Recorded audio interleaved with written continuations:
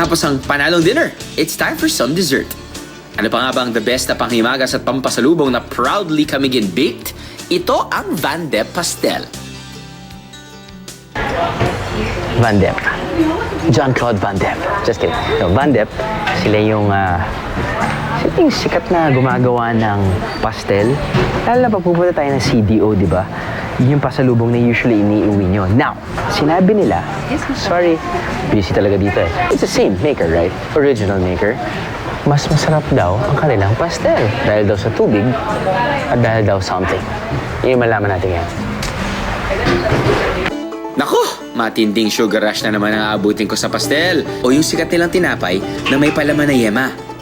Mula sa original na yema flavor, dumami ng dumami ang flavor ng pastel. Ngayon, meron na silang ube, durian at chocolate. Para sa isang dosena ng original yema flavor, maghanda ng 130 pesos. Pero kung gusto mo ng ibang flavors, dagdagan nyo ng konti ang budget nyo mga bihero dahil umaabot ito ng 165 pesos kada dosena. Original is always the best. Alam mo, para sa mga hindi nakakaalam kung ano yung pastel, parang Spanish yata term yan for bread before, no? Bread. Pero para sa akin, pag sinabing pastel kasi, ang sumikat sa akin hindi yung pastel na may baboy, diba, nagiging ulam. Yung pastel na tinapay na galing nga sa kanila.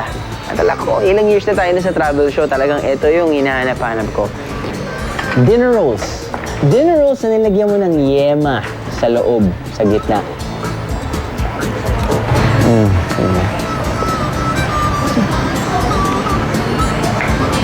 No rice, Ayos.